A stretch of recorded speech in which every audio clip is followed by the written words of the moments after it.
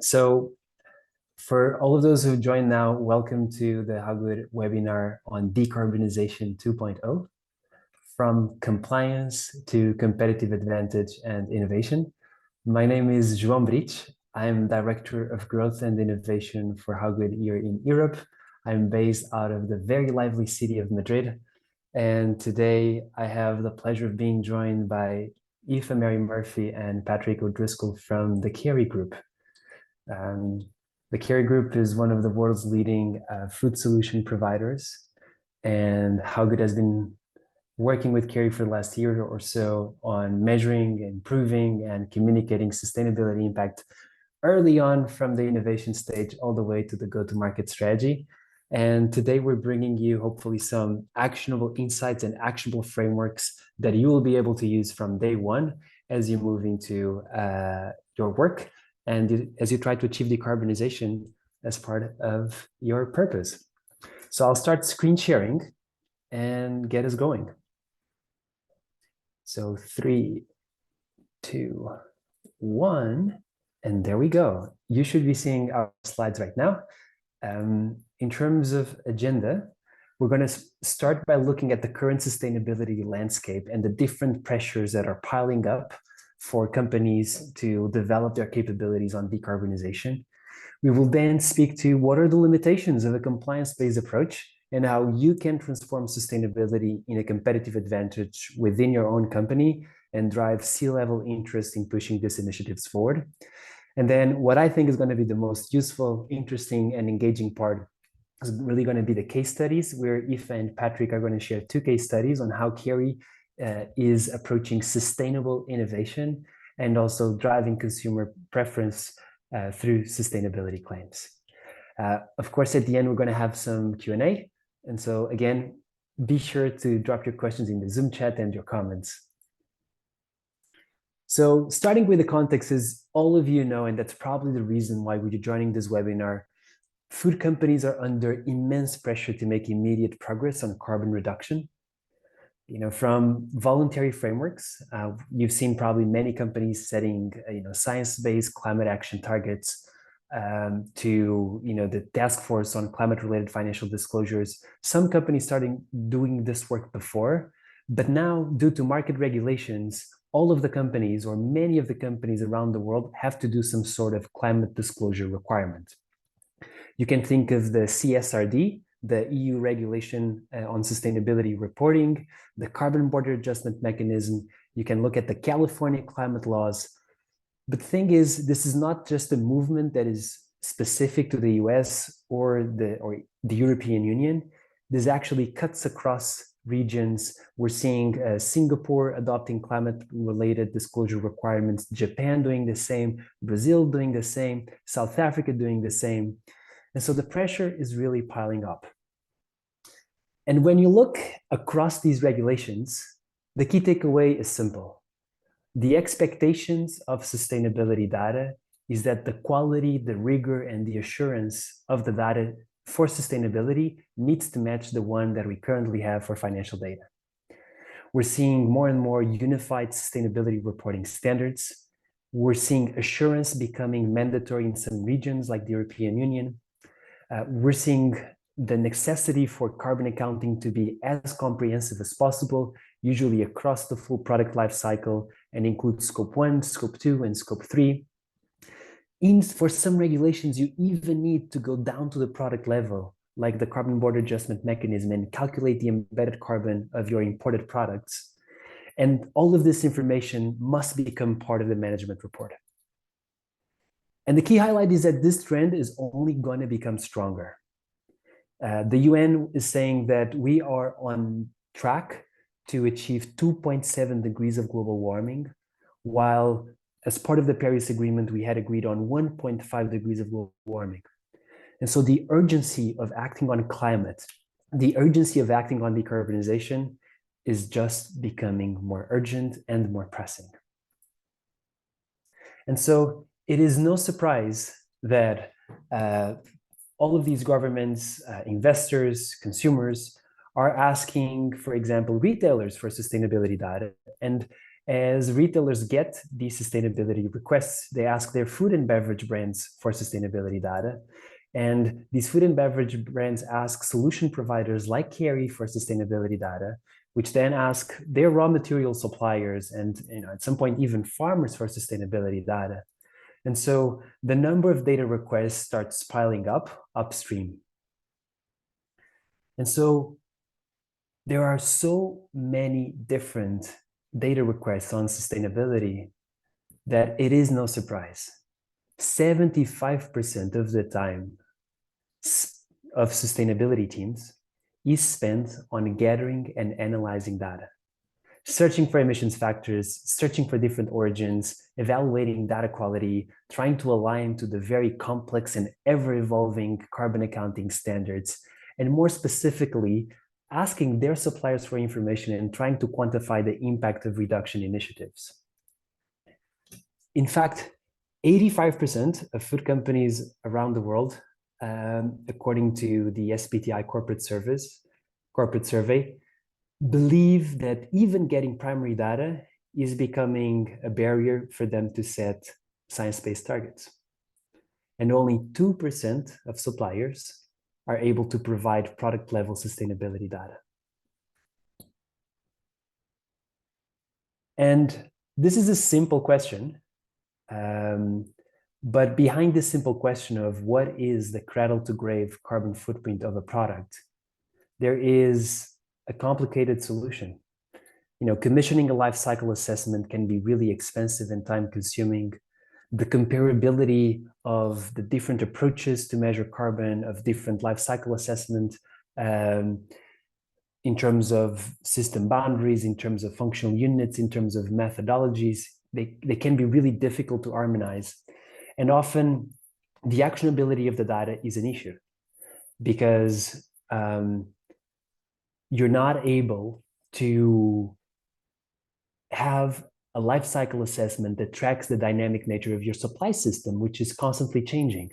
And so often the assessments that you've done are stuck and are based on the assumptions that you had 1 year, 2 years ago when you made those assessments. So the question becomes, we're investing so much on sustainability data, so much of our time, so much of our money. So what is the ROI of your sustainability data? Have you thought about that? How much value are you getting from this very difficult to collect, harmonize, and analyze sustainability data? What we're seeing here at HowGood is that companies are investing substantial resources into usually getting average sustainability data at best to meet industry-wide regulatory requirements that all of your peers are going to have to meet. And so the question becomes, how might we generate 3 times better data to benefit 3 times more stakeholders, not just governments, but investors, also customers, and also the planet Earth, probably our most important stakeholder of all. One framework that we like to use here at HowGood to help us think about how do we 10x the value of the sustainability data we gather, tells us something, really simple, but yet very powerful.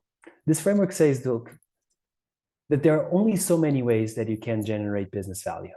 You're either growing the upside or you're reducing the downside.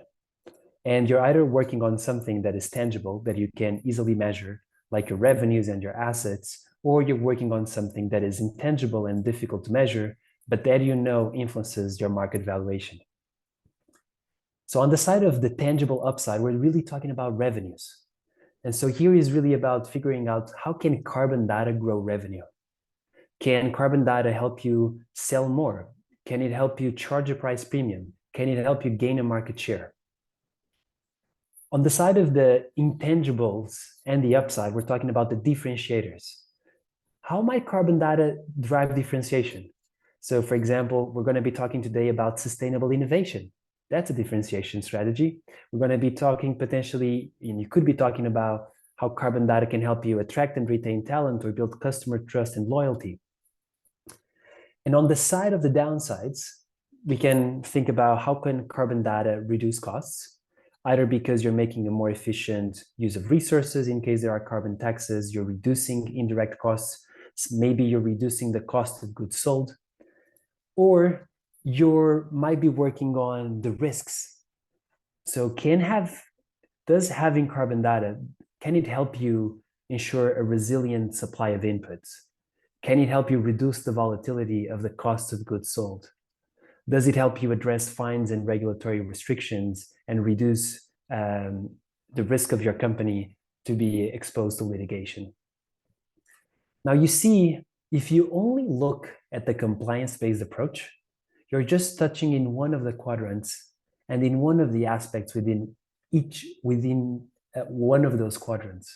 And so you're really missing a bigger opportunity to transform carbon data from just a compliance exercise into something that can drive real value for your business. So the key takeaway from this part of the webinar is really that we believe that a value-based approach to sustainability that really touches all of the four quadrants usually offers a much more compelling business case to you, to your managers, to the C-suite, and to the teams that you lead than just a narrower compliance-based approach of we're just doing this because we have to do it. And in my experience working with Aoife and Patrick for the last year, Kerry really offers a very compelling and inspiring example of what it means to use carbon data in a way that touches a lot of these different quadrants. Their story and their experience shows really what it means to have a business where your ability to measure, improve, and communicate sustainability impact is inextricably linked to the ability of the business to succeed financially. So this level of integration between business and sustainability is something that Kerry has done that I think very few other companies have done in my experience. And right now we're going to be hearing from Aoife and Patrick on the actual nuts and bolts of that strategy, starting with Aoife and looking at sustainable innovation. So Aoife, off you go. Thank you so much, João. Can everybody see my screen? Yes, it's perfect. Great. Okay, so look, thank you everybody for joining today. I'm going to quickly introduce myself and Kerry as a company. So my name is Aoife Marie Murphy, and I'm Senior Manager of Sustainable Nutrition here at Kerry. So my background is in nutrition. I spent years in university studying nutrition. I did a PhD in nutrition. I lectured in nutrition. I was absolutely obsessed with nutrition. And I suppose over the time that I have been working in Kerry, I've been with Kerry 6 years, I've now realized that nutrition can't be nutrition if we don't consider the sustainability impact or the impact of that food on people, but also on planet and society. So really sustainable nutrition is Kerry's vision and our purpose. And I'm very proud to be working for a company that's has that central and focused. So if I just go and I'll show you a little bit about Kerry's vision. So our vision here is to be a world leader in sustainable taste and nutrition solutions. So we want to create a world of sustainable nutrition. And look, essentially what this means is that every day we partner with our customers who are food and beverage manufacturers globally to create healthier, tastier, and more sustainable products that are enjoyed by over 1 billion people around the world. And we have a goal that by 2030, we want to increase the reach of that sustainable nutrition to 2 billion people. So quite ambitious, but definitely something that we're working towards, and we'll show you some examples of that today. So we can see I suppose, our global footprint here from a group point of view. And we are working with the food, beverage, and pharmaceutical industries globally.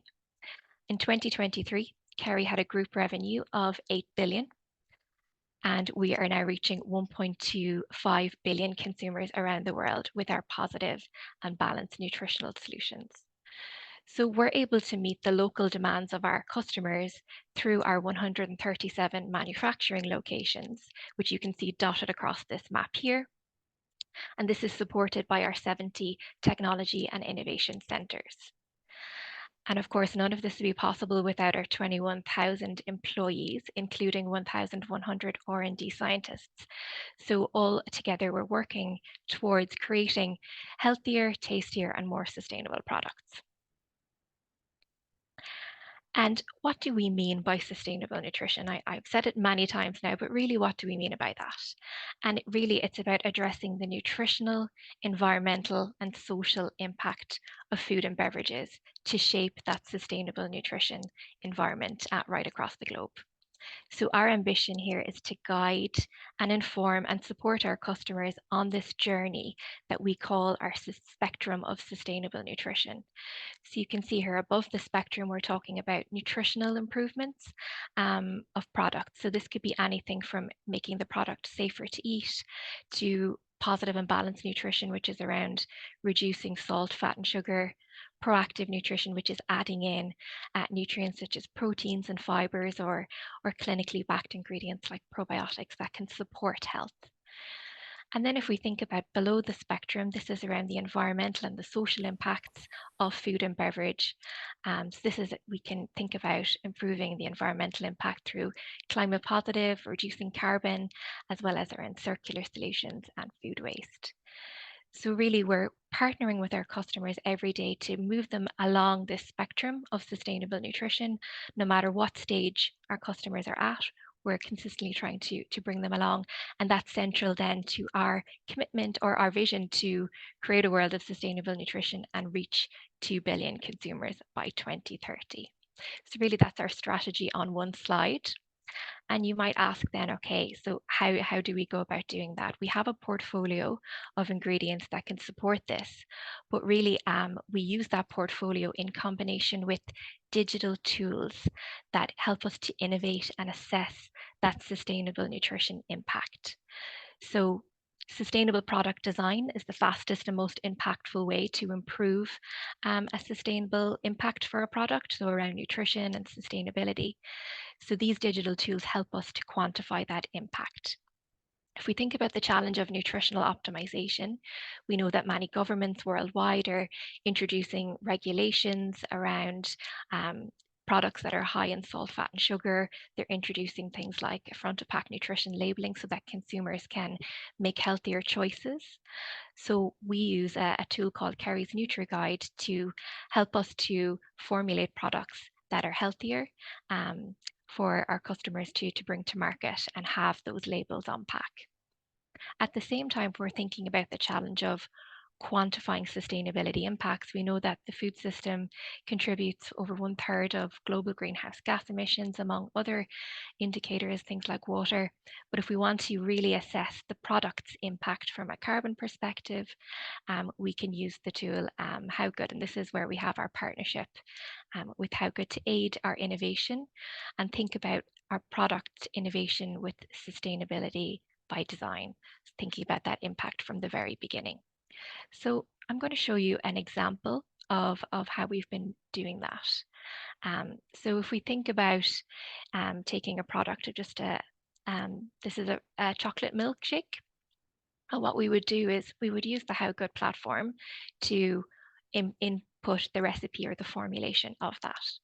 And what that does then, it breaks it down ingredient by ingredient within that product, and we can see the impacts of each ingredient. Okay, so you can see, and there's a really nice visual in terms of a red, amber, green status here, where you can really easily see which ingredients within your formulation are contributing most of the impact. What this allows us to do is to make decisions around sourcing, because sourcing can really impact the sustainability here. So if we think about the skimmed milk here within the milkshake, you can look at sourcing that milk from different locations, which will change the carbon impact here in particular. But also we look at not only sourcing, we look at the formulation. So you can look at the breakdown of that. You can change the recipe and the formulation to try to improve the impact there. And really, this is so valuable when we're thinking about innovating, we're thinking about reformulating products. And what this allows us to do then is when the product is finalized, we can see an overall product rating on the HowGood platform. We can see a product carbon footprint. We have data for that indicator that we can use. And then we can also benchmark this product versus the original formulation or other products within our portfolio. We can look at averages within industry categories. And all of this data and insights really allow us to then communicate the impacts with our customers and their consumers. So when we take this holistic approach to sustainable nutrition innovation, it allows us to create products that are healthier for consumers, allowing our customers to reach their nutrition targets, while at the same time optimizing that formulation and sourcing to develop a sustainable product, obtaining the data that we need. So we can have a product carbon footprint there. We've optimized the formulation, optimized the sourcing. We can benchmark it. We can also use this data then for claim substantiation. So really this is the holistic approach, and it's bringing that sustainable nutrition spectrum to life within a product development or a product innovation. And now I'm going to hand you over to my colleague, Patrick O'Driscoll, who is going to show you how we use this approach in a real life market example that has come to the market within the UK this year. So over to you, Patrick. Thanks, Aoife. So hi, everyone. My name is Patrick O'Driscoll. I'm the head of product development in the dairy division of Kerry. So I'm just going to introduce this range of products that, as Aoife said, we've introduced into the UK market over the last few weeks. And this range really embodies sustainable nutrition from that health perspective into carbon assessment. And also we've been able to communicate the positive carbon impact of the range on the packaging and on advertisements as well. So apart from great tasting products, I guess, what is our brand all about? So if you just go to the next slide there, Aoife, we really see that the dairy industry has a big opportunity to have an impact on the climate and really improve that, and also from that health perspective as well. And we really wanted, through this project, to be able to communicate that to consumers from a better for you and better for the planet perspective. And that's where digital tools such as Kerry's NutriGuide and the HowGood Lattice platform allowed us to do that. So we've been able to generate really clear on-pack communications. And on the next slide, there's some examples of that. So you can see there's really good health claims and also that carbon claim. And I think from a product development perspective, we're quite experienced on the different health and nutrition aspects of how we develop and create products. It's something that we've been doing for quite a long time, influenced by, salt targets, sugar reduction, requirements around fortification, inclusion of fiber, etc. But when it came to, this conscious development around sustainability, we needed some support and guidance. And that's really where the partnership with HowGood allowed us to take that on board really from the start. And we were quite, we know well that intervention at the start of a project is where you can make the most impact from a carbon perspective. So if you just move to the next slide, Aoife. So from a development perspective, what did that look like for us? So we're in the middle, kind of the, dairy foods department. So upstream sourcing of, we use Irish dairy, which naturally has one of the lowest carbon impacts in the world. So that was quite a good start. And then through the partnership with HowGood, we were able to assess all of our supplier raw materials, our own raw materials as well. So it was great, and kind of pull that all together and really influence the selection of raw materials, the where they come from, the sourcing, etc., and inclusion levels on it. And that really, we ended up with the great products that you see on the right hand side of the slide. If you just get the next slide. So from product development to claims, I thought I might demystify this a bit, because it can be quite a daunting thing to, try to get from, right, we've got something, we want to be able to talk about it. How do we get there? What does that journey look like? And that was something that, we went on this journey, and I thought I'd share it with you because it's quite a valuable learning experience.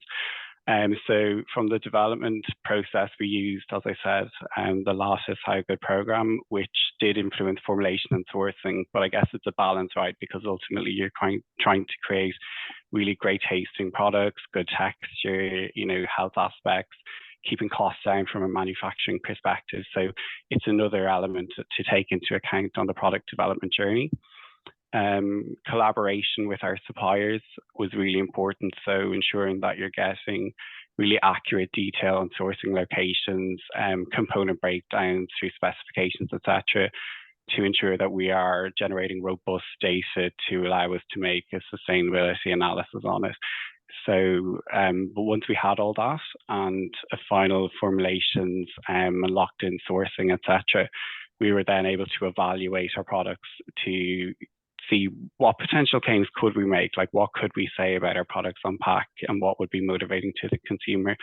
So in the end, we were able to make a carbon comparative claim against traditional dairy products. And that was really great to be able to do that in Lattice because the methodology was the same, the system boundaries were the same. So once we completed the evaluation and validation of our claims, we then, we were thinking, how do we communicate this on pack in a really transparent way, but also in compliance with green claims codes, directives, etc. So the regulatory and legal compliance perspective on it was really important. So that's kind of the process that we went on. And on the next slide, it shows you just an example of how that's shown up on our packaging. So we have these carbon comparative logos on all our packs, so either on the side of pack or the back of pack, and some supporting text to explain further to the consumer what we've done, how we've done it, and what we're comparing it to. We've also directed people to our website, where again, all the methodology is there. So it's really clear. We're sharing everything on how we've done it. So yeah, that's pretty much our kind of end-to-end case study on smug, which has allowed us for the first time to do a carbon claim on our packaging. But I guess the important thing is that it doesn't stop here. We're embedding this into our innovation process now. So we consider it upfront as part of the design and development process, which is a really good way to make an impact at the start of our project. Thank you. Excellent. Thank you so much, Patrick and Aoife, for taking us through kind of these two specific case studies. One thing that really resonates for me is how Kerry, as a solutions provider, has such a broad expertise from just the sustainable innovation piece, but all the way to actually having the experience of what it takes, the real complex, time-consuming work it takes to substantiate a claim that you can use on pack in one of the most scrutinized markets in the world for green claims, the UK. And so I think that really speaks loads to your ability to have that holistic approach to sustainability. That's exactly what this webinar is about. And we have here a couple of questions. People have been popping up questions in the Zoom chat. And so I think we're going to be taking rounds because we have actually a good chunk of time to be addressing some of the questions from both participants that they've been submitting to us. And maybe I'll start with you, Aoife. And specifically, I'll be curious to understand, how do you position sustainability by design in your customer conversations? And why are your customers interested in something like that? So I suppose Kerry's portfolio, right? We have a vast portfolio of lots of B2B technologies that can support in many different ways sustainability impact. We can help to extend shelf life. We can improve the nutritional value of a product. We can help reduce carbon and water. There's lots of different ways, right? But when we think about sustainable product design, it's the fastest and most impactful way for our customers to reach their nutritional targets and their environmental targets. So really, by positioning ourselves as the partner of choice around innovation, co-creation, and sustainable design, we can really help to accelerate that for our customers by using our vast portfolio. We're not, just technology cells. We think about solutions. We bring all of this together and think holistically about a product and help to address complex challenges for our customers. So we use our portfolio within product design, and yeah, that's kind of how we position and we think about it. And that sustainable nutrition spectrum, I suppose, was that one slider to kind of show how we would do that. So a product might be, a customer might have a product that's very near the start of the spectrum. They're beginning their journey. They're thinking about food safety, and we can help them to guide and inform them along that journey. It might take a couple of years to get through there, but we would guide and inform them along in that way. So I think that's our approach to it, and it's really exciting space to be working in. I think you get to touch multiple points within the industry and learn, like we're learning absolutely every day. So I love it. For sure. I remember there is this study that says that 80% of the resource footprint of a specific product is driven by decisions you make at the R&D stage. Absolutely. And so that's the stage where you actually can make the biggest changes with usually the least amount of investment. While if you're trying to decarbonize down the road, when the product is already in the market, you really lose lots of degrees of freedom. And so sustainability by design, really comes as a very strong engine to optimize sustainability impact in a way that is cost effective, which a lot of companies are struggling with. Absolutely. Thank you, Aoife. Patrick, I have a question for you. So I think a lot of the folks here on the call, with all of the rise in sustainability regulations, green claims regulations, there's been this what people call green hushing, people kind of becoming a little bit afraid of sustainability claims. And here you are sharing a little bit of your journey and your story about kind of the work that goes behind that sustainability claim that you've done on PAC. I'd love to hear from you a little bit. Yeah, what is some of your advice for people who are, maybe they want to make a claim, they want to drive consumer preference through sustainability, but they are a little bit unsure about how and when to do it? Yeah, for sure. I think, the first thing for us was, do we have a claim here? Is there something here that's informative and motivating for a consumer? And then, ultimately, the food industry is based on trust and transparency. And for us, that was the most important thing.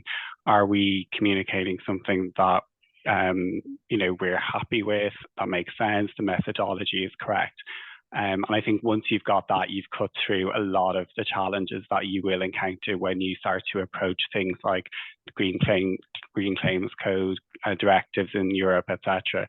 So, don't get me wrong, we did do a lot of legal consultation, regulatory checking, etc., to make sure everything that we were saying was accurate and representative. But as long as it's transparent and can be communicated easily in a way that consumers understand, I think you're on the right track.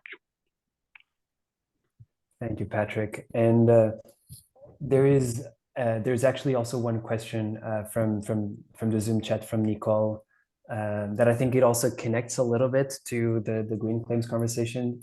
Nicole asks, how do you keep your ingredient life cycle assessments up to date? Do you include primary data from your suppliers? I can speak from a HowGood perspective that we constantly are scanning the food system for new life cycle assessments. We source data from over 600 different data sources, and specifically, from peer-reviewed journals such as the International Journal of Life Cycle Assessment, or the European Journal of Soil Health, and many others. And we also, one of the things that was also really important in this work that we were doing with Kerry was, in this specific case, for example, we had access to primary data for the Irish market, specifically for dairy. And in the product that we were working on with the Kerry team, it was an hybrid dairy product. And so having good quality, granular, primary database data for Irish dairy was particularly important. And so that was part of the data ingestion process that we ended up using. And so in the end, what you see is that we've used a combination of both secondary and primary data. And when you look at some of the new legislations, coming up in the EU, for example, the Green Claims Directive, the Green Claims Directive allows you to use a combination of primary and secondary data. It, of course, favors primary data when that data is available, but you can still make a claim using basically the best combination of primary and secondary data that you have available. Aoife and Patrick, on this question, anything that you would like to add, or should we move to the next question? No, Patrick, if you want to mention anything else about the evolve piece. Yeah, I mean, we definitely had primary data available from our milk supply base, which was really useful and gave us a more accurate, evaluation of the carbon footprints of our products. I think when we started into the supplier collaboration piece, that's probably where we realized that nobody else, there's not, we don't work with a huge amount of suppliers, but there's not a lot of data available. So as Ryan mentioned at the start, we approached everyone to see if they did have primary data, and a lot of people just don't have it. But that's where this tool comes in, really, it kind of helps you cut through that piece. Thank you, Patrick. Moving on to the next question, and maybe before we do, let me just think, give me just a second here. Moving to the next question, Aoife, can you speak to why did you start using sustainability software? Sure. So look, when we have that vision of creating a world of sustainable nutrition, right? But that needs to have science-based data behind it, right? It's not just a comment that we're making. So we need to leverage a number of different sciences in order to do that, okay? So when we talk about sustainable nutrition, it needs to be nutritious. So we need to have the science of nutrition within there. It needs to be tasty. It needs to be something that consumers are going to eat. So we need to have the science of taste, the texture of that, the experience. We need to have the science of sensory. But also we need to have the science of environmental impact. And that's really where we wanted to partner then with HowGood, so that we could really get that environmental data that was constantly updated. As you mentioned, Joao, you're constantly scanning the latest data, the latest publications, so that your database is quite up to date. So we were, I suppose, relying on partnering with you guys in order to bring that environmental expertise to our product innovation approach. And I think it worked quite well, especially with the launch of the Smug brand to the UK market. And look, I suppose that science-backed piece, I think when we think about the Smug product, right, it's an oat and dairy hybrid. It's really bringing the best of both oat and dairy in terms of a health and an environmental perspective, right? So we know that dairy is quite a nutritious product. It can be high in saturated fat. It doesn't have fiber within it. So if you blend that then with oat, which lacks protein, which is complemented by the dairy, the oat is complementing, adding the fiber in, it's actually creating a really nutritionally complete product. From an environmental perspective, then if you look at the science and the data behind it, that dairy has quite a high footprint when we think about carbon. So we're looking at the sourcing of that dairy to bring that carbon footprint down, but also by blending it then with an oat, you're reducing that carbon footprint further. We also then brought in the science of taste and sensory to make sure that that was a really good experience, a good product for a consumer on the market. So I think really it's bringing all the sciences together, and that's why we wanted to start using the sustainability software HowGood have partnered with us for. So I hope that brings it to light a little bit. For sure. Thank you, Aoife. And before moving on to Patrick for the next question, I'll also kind of make a bridge with one of the questions that we have in the chat. So there is this question from Peter. And Peter asks, when you say you have primary data, what farm level data do you collect? And how do you capture the benefits / impacts of primarily grass-fed systems? I can speak to that from the HowGood side. So specifically, HowGood is based on the GG protocol, specifically the product standard. We also follow the ISO 14067, and we align to the guidance of the Science Based Targets Initiative, specifically the guidance for forestry, land, and agriculture, and the GG protocol land sector and removal guidance. It's a very long sentence and long paragraph to tell you that we're constantly tracking basically the most updated accounting standards. Specifically, when we talk about grass-fed systems, we're going to be looking specifically at separating land management emissions from the land or the carbon removals piece and the land use change piece. And so to capture the benefits of grass-fed systems, often grass-fed systems, the benefits is that they might be able to sequester carbon at the soil level.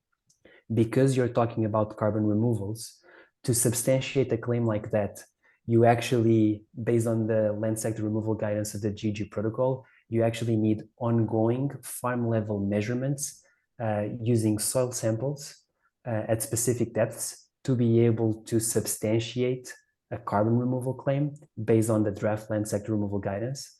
While for the land management emissions, just the emissions from, for example, the methane emissions from, the cows blurping and so on, you can actually use either primary data or secondary data. And so to your point on capturing the impacts and the benefits of primarily grass-fed systems, to capture carbon sequestration happening at the soil level, we would need to have primary data specifically based on soil samples to be able to substantiate such a claim, while for the land management piece, we can use a mix of both primary and secondary data methods. Moving to the next question for Patrick, maybe a little bit of more of an umbrella question, right? What would be your advice in terms of how do you position sustainability as a competitive advantage? And how have you moved from that kind of compliance-based approach to actually use this as front and center in your commercial strategy? Yeah, for sure. I think, it's something that consumers and customers are asking for more and more. But ultimately, I think it's really important that we all leverage sustainability throughout the whole value chain.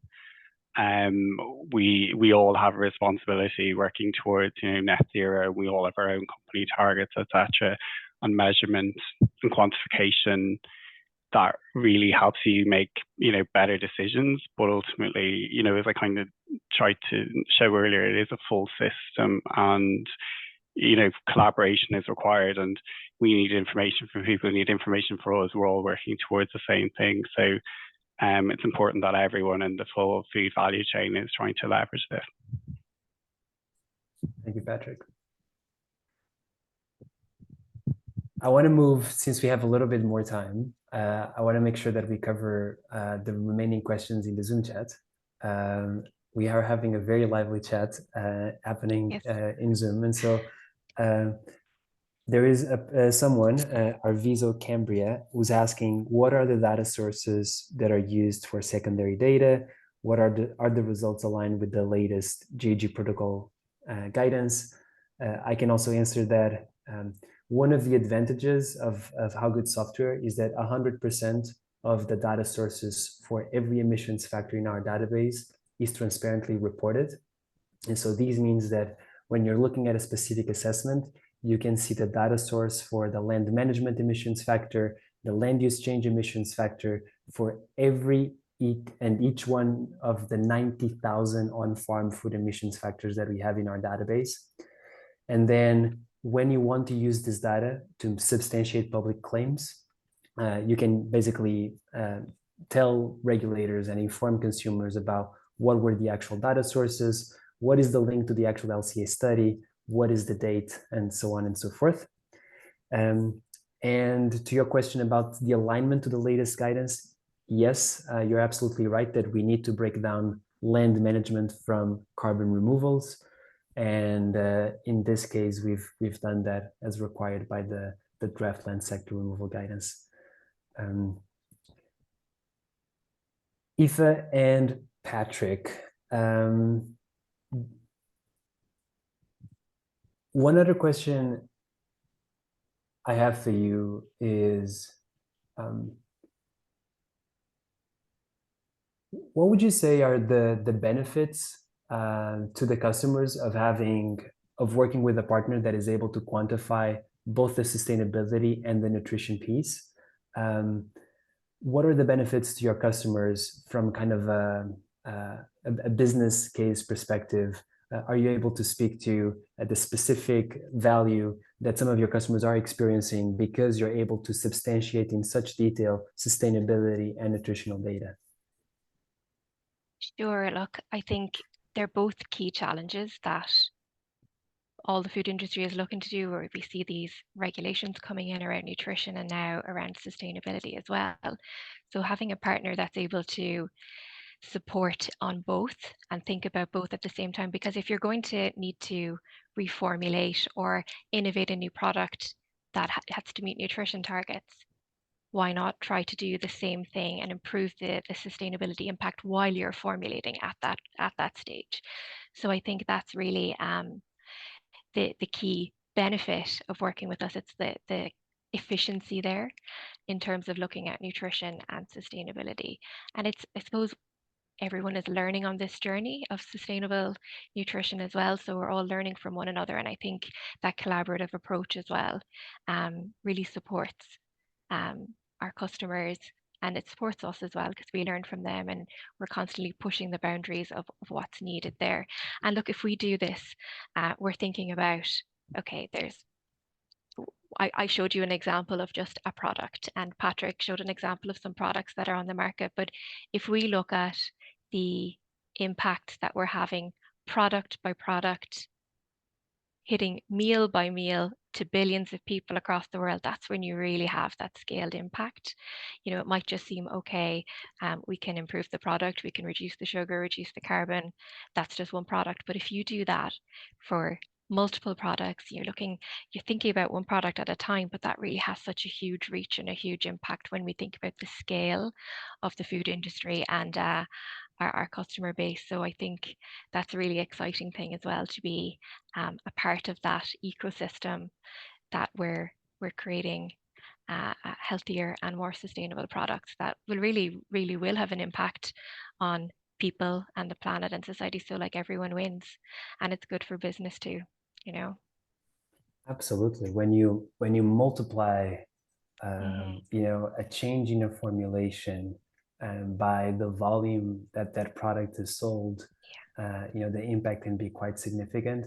And one thing I would be curious about is, we talked about this Aoife before, but like sometimes there is this kind of belief that sometimes that the percentage inclusion of the ingredient matches directly the contribution of that ingredient to the carbon footprint of a product. And sometimes, probably in a lot of customer conversations you have, there are lots of truths that you end up disrupting, right? Because customers have certain beliefs about what is driving the footprint. Yeah, can you speak a little bit about that experience of disrupting truth to a customer? I think that's a great point you bring up, Joao. And it's like when we look at a formulation, okay, you often think that, you know, something that might be 50 or 60% of that. So if we think about maybe that chocolate milk I showed, you know, the milk has the highest impact, and it absolutely does. And you're like, oh, a flavor or something like that wouldn't have that much of an impact, but it actually does when we look and we break it down. Or if we think about maybe a cereal bar or like a snack product, you know, the actual base of that, you might be 50 or 60%, and you think, okay, we'll work on that and we'll try to improve the impacts of that. But really it could be the flavoring or the seasoning on that really has the the opportunity for improvement in terms of the impact, because even though it's at a smaller contribution or a smaller application rate, it actually can have quite a high impact in the final product. And that's the value of using a platform like Lattice with the really visual red, amber, green. You can see which ingredients are flashing up in terms of the impact that they're having on the overall product. So that was really useful for us. And I suppose it surprised us a lot when we looked at some products that the impact of smaller ingredients, even if at really small application rates, actually had an impact. So that's interesting for us to move forward. Then we can consider multiple ways and multiple approaches at improving a product's impact using various different technologies, ingredients, and solutions. So yeah, thank you for bringing that up. It was a really yeah, it's an interesting point of view, and I think with regards to sustainability, we're always learning and we're always surprised. So it's quite an exciting space to work in. Sure. And how has it been, that experience for you, Patrick? Like that experience of disrupting truth, right? You're working with a very innovative product. There's been probably lots of education, right, that needs to go to a consumer. Like, what was your experience with that? Well, I mean, we had exactly the experience that he's talked about with, you know, our customers as well. So we learned a lot about our own ingredients, and you know, some of the small ingredients that we use where we didn't expect them to have the impact that we had. It was quite eye-opening, but it was exciting as well. Like if you're a product developer, like we're quite, you know, geeky people really at heart, so we love these kind of platforms and stuff. But it definitely came back to the granularity of the data and working with the suppliers in the end to really understand the true impact of some of the ingredients, because all the measurements, etc., the quality of the data that you're inputting is so important, and getting that right was, you know, we put a lot of energy into making sure that the information was correct, and the more accurate we got, actually, the better outcomes we were getting. So yeah, that was a learning for us. Thank you. We're approaching the end of our webinar. I'm going to cover a couple of additional questions. And if you have a question that was unanswered, please let us know, write to us, and we will be sure to get back to you once we have your email.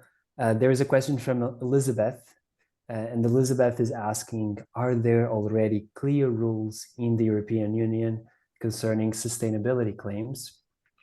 And it depends on how you define clarity, but we definitely moved a lot in terms of having more uniform guidance in the EU regarding green claims. Currently, the legislation that covers green claims is the Unfair Commercial Practices Directive. And now 2 directives are very far along in the legislative process. One is the EU Directive on Empowering Consumers for the Green Transition, and the other one is the Green Claims Directive. Both of these directives, they kind of do a combination of restricting the use of certain types of environmental claims, for example, such as generic environmental benefit claims. A lot of the guidance and of the regulatory requirement is that the claim needs to be specific. Like you saw, for example, in the case of the smug product, right? It's a claim that talks about a specific outcome metric, carbon footprint. It is specific about the system boundary. It is quantitative.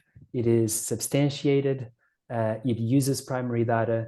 These are some of the requirements that the Green Claims Directive speaks to, and that we bear in mind as we were partnering with Kerry to develop this claim.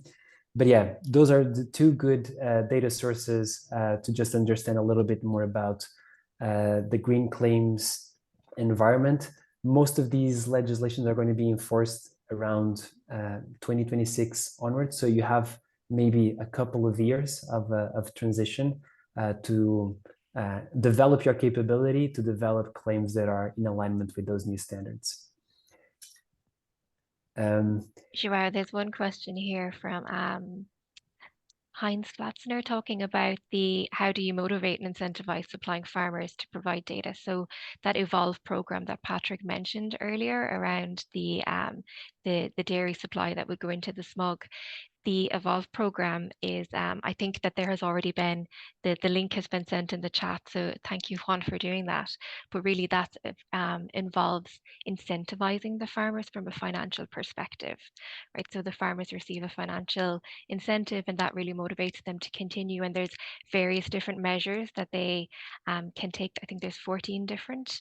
You'll see it in the link anyway if you look up Evolve Program Ireland. And if you meet all 14, you will get the maximum financial incentive. So it's really motivating the farmers to adopt a wide range of practices to reduce the carbon impact of their dairy pool. And really most of the farmers are adopting at least a couple of those approaches. So it's been a really successful program to date, but there's lots of information about it online. We can send more information after this as well. Thank you for jumping on to answer that question, Aoife. Really appreciate it. There's so many questions, it's hard to find them all in the chat, but we'll get back to any questions that haven't been answered. Yes, for sure. So I know that we have 3 minutes left. So I think just maybe to wrap up, I just wanted maybe to do one last round where you maybe just share with you kind of one insight or one advice that you have for someone who's working in a company trying to decarbonize this complex food system. Yeah, where should we start? So what would be your advice for that person? My advice is don't try to do it by yourself. Don't try to do everything alone. Collaborate. There's lots of great expertise out there.